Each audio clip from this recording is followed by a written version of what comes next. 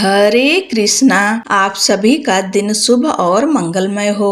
मार्गशीर्ष मास की उज्जवल पूर्णिमा पर जब चंद्रमा अपनी संपूर्ण कांति से आकाश को आलोकित करता है, तब भक्त जन भगवान श्री विष्णु के सत्य रूप भगवान सत्यनारायण की पूजा अर्चना कर अपने जीवन में नई ऊर्जा और शुभता का आवाहन करते हैं। यह दिन सत्य, भक्ति और विश्वास का प्रतीक माना जाता है। सत्यनारायण भगवान की कथा मानव जीवन को यह सिखाती है कि सच्ची श्रद्धा, निष्ठा और सत्य के मार्ग पर चलने वाला भक्त ईश्वर की कृपा से सभी बाधाओं को पार कर लेता है। मार्गशीर्ष पूर्णिमा पर की जाने वाली यह व्रत कथा मन को पवित्र करती है, घर परिवार में सुख समृद्धि लाती है और भक्त के जीवन में नए प्रकाश का संचार करती है। आइए प्रभु के चरणों में हृदय को समर्पित कर सत्यनारायण कथा का शुभ श्रवण आरंभ करते हैं। सत्यनारायण व्रत कथा का पहला अध्याय। एक समय की बात है, नैशिरण्य तीर्थ में शौनकादि 88,000 ऋषियों ने श्री सूत जी से पूछा, हे प्रभु, इस कलयुग में वेद विद्या रहित मनुष्यों को प्रभु भक्ति किस प्रकार मिल सकती है तथा उनका उद्धार कैसे होगा। हे मुनि श्रेष्ठ, कोई ऐसा तप बताइए जिससे थोड़े समय में ही पुण्य मिले और मनवांछित फल भी मिल जाए। इस प्रकार की कथा सुनने की हम इच्छा रखते हैं। सर्वशास्त्रों के ज्ञाता सूत जी बोले, हे वैष्णवों में पूज्य, आप सभी ने प्राणियों के हित की बात पूछी है, इसलिए मैं एक ऐसे श्रेष्ठ व्रत को आप लोगों को बताऊंगा जिसे नारद जी ने लक्ष्मी नारायण से पूछा था और लक्ष्मीपति ने मुनि श्रेष्ठ नारद जी से कहा था। आप सब इसे ध्यान से सुनिए। एक समय की बात है, योगी राज नारद जी दूसरों के हित की इच्छा के लिए अनेकों लोकों में घूमते हुए मृत्यु लोक में आ पहुँचे। यहाँ उन्होंने अनेक योनियों में जन्मे प्रायः सभी मनुष्यों को अपने कर्मों द्वारा अनेकों दुखों से पीड़ित देखा। उनका दुख देख नारद जी सोचने लगे कि कैसा यत्न किया जाए जिसके करने से निश्चित रूप से मानव के दुखों का अंत हो जाए। इसी विचार पर मनन करते हुए वह अपने विष्णु लोक में गए। वहाँ वह देवों के ईश नारायण की स्तुति करने लगे, जिनके हाथों में शंख, चक्र, गदा और पद्य थे, गले में वरमाला पहने हुए थे। स्तुति करते हुए नारद जी बोले, हे भगवान, आप अत्यंत शक्ति से संपन्न हैं। मन तथा वाणी भी आपको नहीं पा सकती है। आपका आदि, मध्य तथा अंत नहीं है। निर्गुण स्वरूप सृष्टि के कारण भक्तों के दुख को दूर करने वाले हैं। आपको मेरा नमस्कार है। नारद जी की स्तुति सुन विष्णु भगवान बोले, हे मुनि श्रेष्ठ, आपके मन में क्या बात है? आप किस काम के लिए पधारे हैं, उसे निसंकोच कहिए। इस पर नारद मुनि बोले कि मृत्यु लोक में अनेक योनियों में जन्मे मनुष्य अपने कर्मों के द्वारा अनेकों दुख से दुखी हो रहे हैं। हे नाथ, आप मुझ पर दया रखते हैं तो बताइए कि वो मनुष्य थोड़े प्रयास से ही अपने दुखों से कैसे छुटकारा पा सकते हैं। श्री हरि बोले, हे नारद, मनुष्यों की भलाई के लिए तुमने बहुत अच्छी बात पूछी है। जिसके करने से मनुष्य मोह से छूट जाता है, वह बात मैं कहता हूँ, उसे सुनो। स्वर्ग लोक व मृत्यु लोक दोनों में एक दुर्लभ उत्तम व्रत है जो पुण्य देने वाला है। आज प्रेमवश होकर मैं उसे तुमसे कहता हूँ। श्री सत्यनारायण भगवान का यह व्रत अच्छी तरह विधान पूर्वक करके मनुष्य तुरंत ही यहाँ सुख भोग कर मरने पर मोक्ष पाता है। श्री हरि के वचन सुन नारद मुनि जी बोले कि उस व्रत का फल क्या है और उसका विधान क्या है। यह व्रत किसने किया था? इस व्रत को किस दिन करना चाहिए, सभी कुछ विस्तार से बताएं। नारद की बात सुनकर भगवान श्री हरि बोले, दुख व शोक को दूर करने वाला यह सभी स्थानों पर विजय दिलाने वाला है। मानव को भक्ति व श्रद्धा के साथ शाम को श्री सत्यनारायण की पूजा धर्म परायण होकर ब्राह्मणों व बंधुओं के साथ करनी चाहिए। भक्ति भाव से ही नैवेद्य केले का फल, घी, दूध और गेहूं का आटा सवाया लें। गेहूं के स्थान पर साठी का आटा, शक्कर तथा गुड़ लेकर वह सभी भक्षण योग्य पदार्थों को मिलाकर भगवान को भोग लगाएं। ब्राह्मणों सहित बंधु बांधवों को भी भोजन कराएं, उसके बाद स्वयं भोजन करें। भजन कीर्तन के साथ भगवान की भक्ति में लीन हो जाएं। इस तरह से सत्यनारायण भगवान का यह व्रत करने पर मनुष्य की सारी इच्छाएं निश्चित रूप से पूरी होती है। इस कलिकाल अर्थात कलयुग में मृत्युलोक में मोक्ष का यही एक सरल उपाय बताया गया है। श्री सत्यनारायण व्रत कथा का पहला अध्याय समाप्त हुआ। बोलिए श्री सत्यनारायण भगवान की जय। सत्यनारायण भगवान व्रत कथा का दूसरा अध्याय।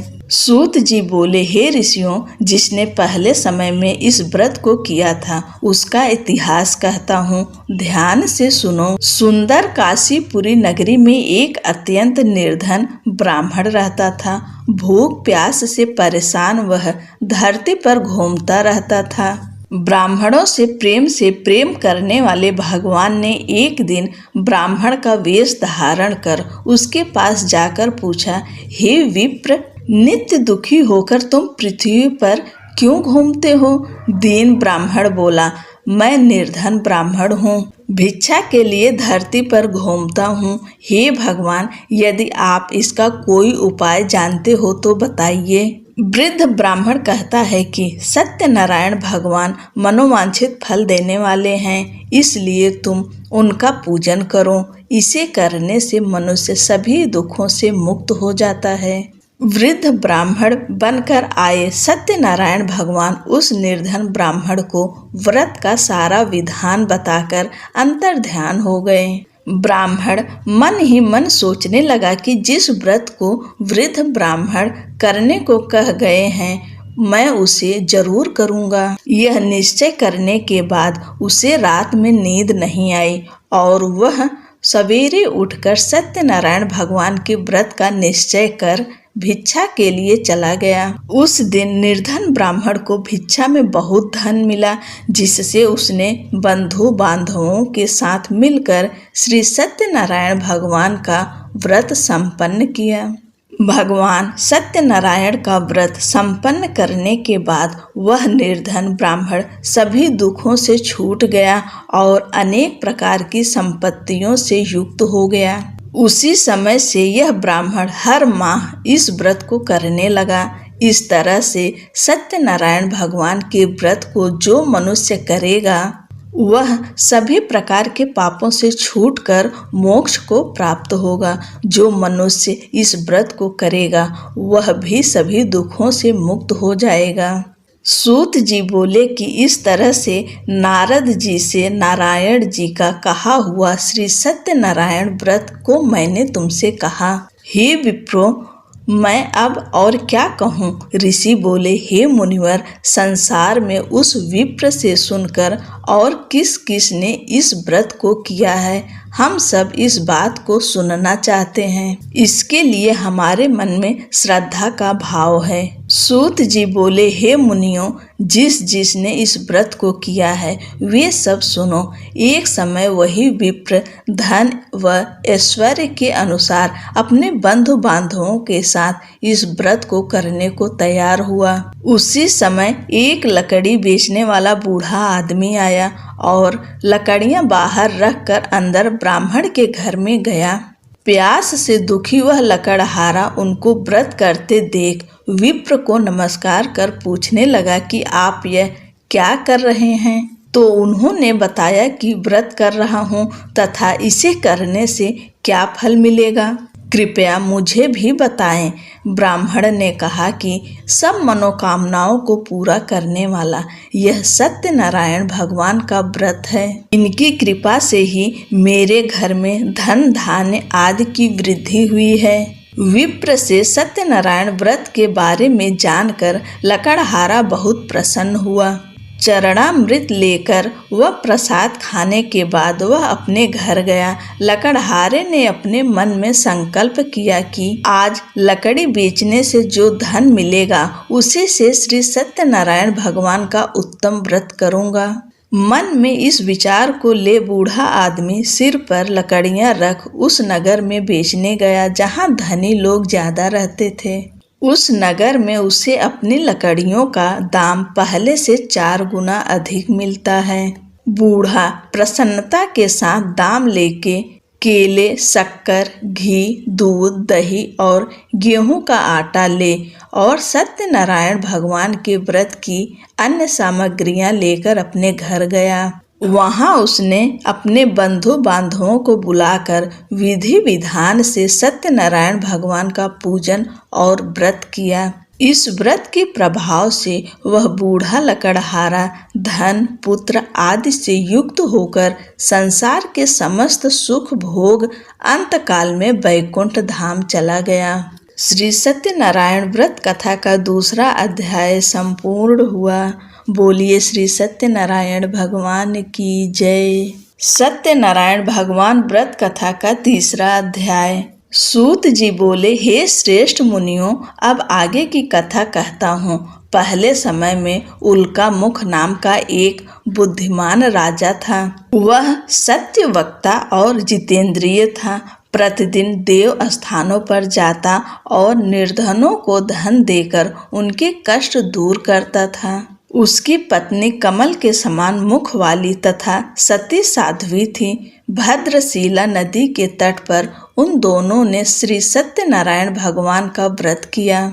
उसी समय साधु नाम का एक वैश्य आया। उसके पास व्यापार करने के लिए बहुत सा धन भी था। राजा को व्रत करते देखकर विनय के साथ पूछने लगा, हे राजन, भक्ति भाव से पूर्ण होकर आप यह क्या कर रहे हैं? मैं सुनने की इच्छा रखता हूँ, तो आप मुझे बताएं।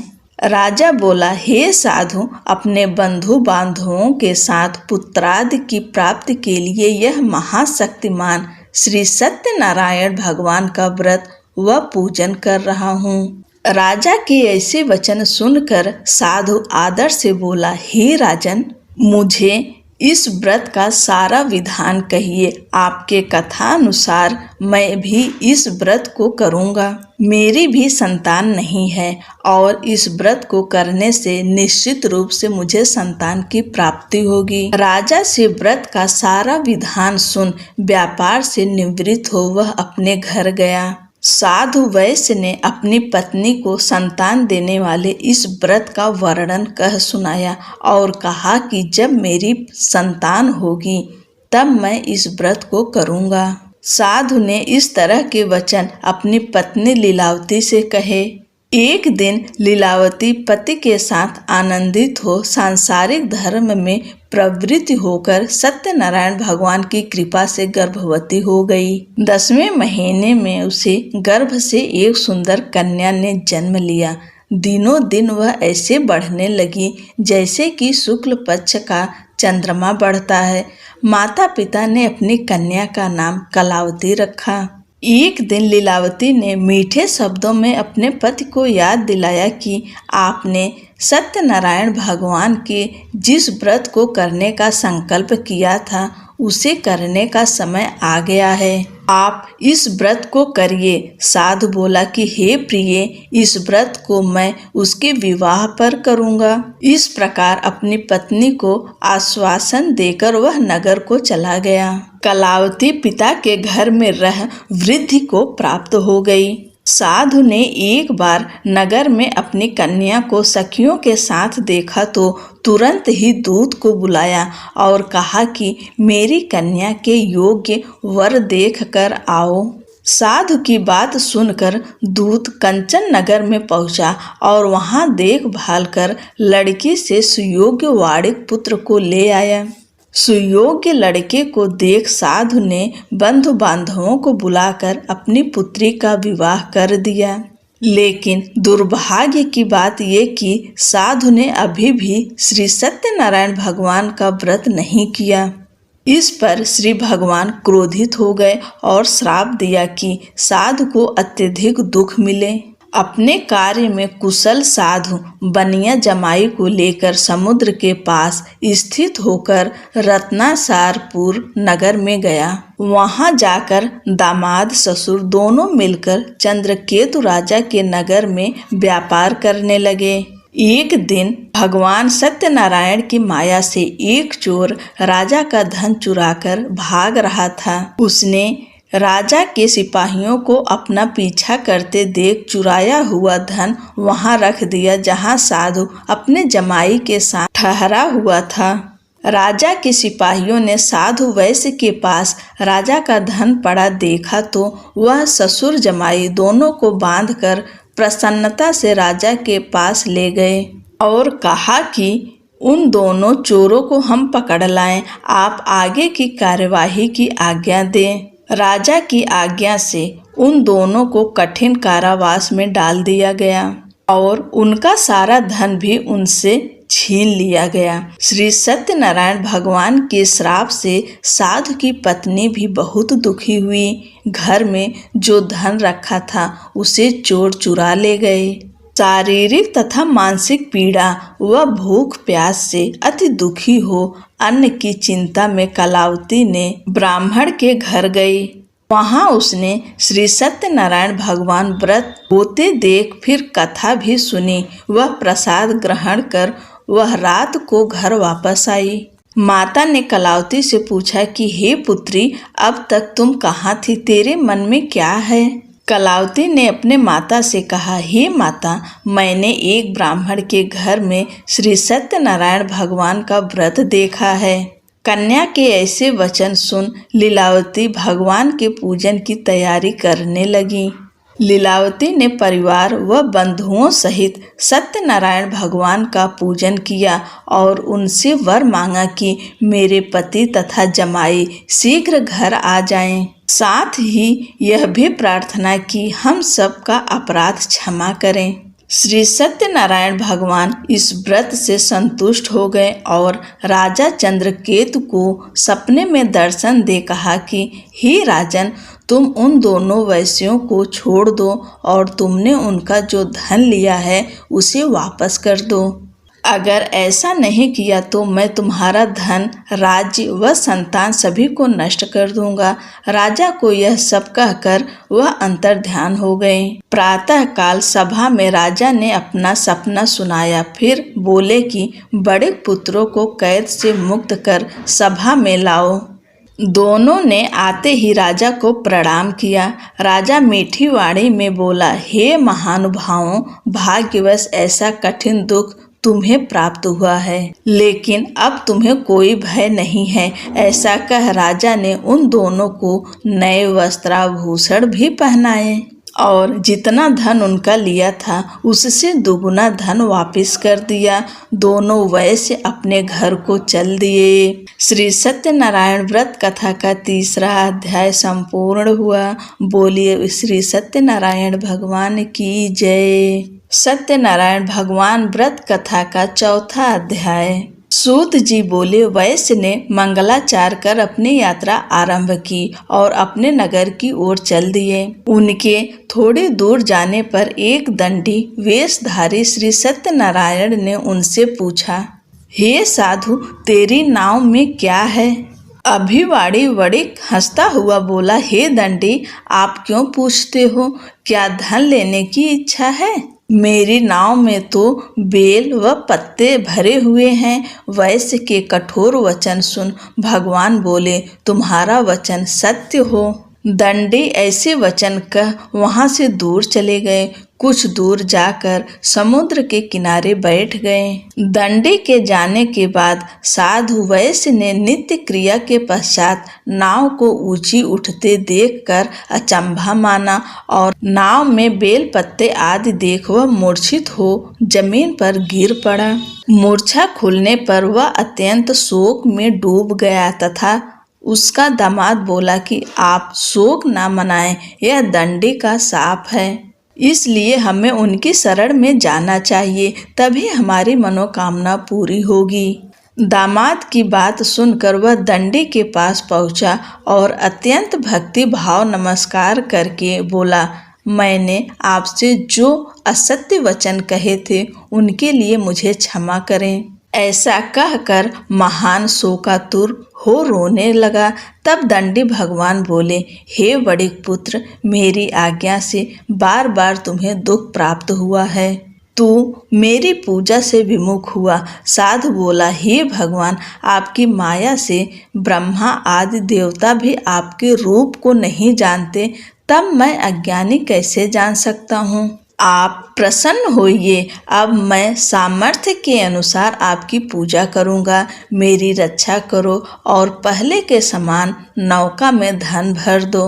साधु वैश्य के भक्ति पूर्वक वचन सुनकर भगवान प्रसन्न हो गए और उसकी इच्छा अनुसार वरदान देकर अंतर्ध्यान हो गए। ससुर जमाई जब नाव पर आए तो नाव धन से भरी हुई थी। फिर वहीं अपने अन्य साथियों के साथ सत्यनारायण भगवान का पूजन कर अपने नगर को चल दिए। जब नगर के नजदीक पहुँचे तो दूत को घर पर खबर करने के लिए भेज दिया।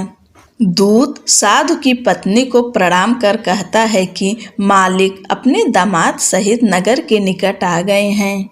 दूत की बात सुन साधु की पत्नी लीलावती ने बड़े हर्ष के साथ सत्यनारायण भगवान का पूजन कर अपनी पुत्री कलावती से कहा कि मैं अपने पति के दर्शन को जाती हूँ, तू कार्य पूर्ण कर शीघ्र आ जा। माता के ऐसे वचन सुन कलावती जल्दी से प्रसाद छोड़ अपने पति के पास चली गई।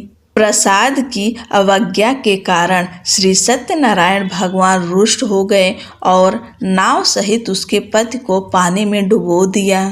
कलावती अपने पति को वहां न पाकर रोती हुई जमीन पर गिर गई। नौका को डूबा हुआ देख वह कन्या को रोता देख साधु दुखी होकर बोला, हे प्रभु, मुझसे तथा मेरे परिवार से जो भूल हुई है उसे क्षमा करें। साधु के दीन वचन सुनकर श्री सत्यनारायण भगवान प्रसन्न हो गए और आकाशवाणी हुई, हे साधु, तेरी कन्या मेरे प्रसाद को छोड़कर आई है, इसलिए उसका पति अदृश्य हो गया है। यदि वह घर जाकर प्रसाद खाकर लौटती है तो इसे इसका पति अवश्य मिलेगा।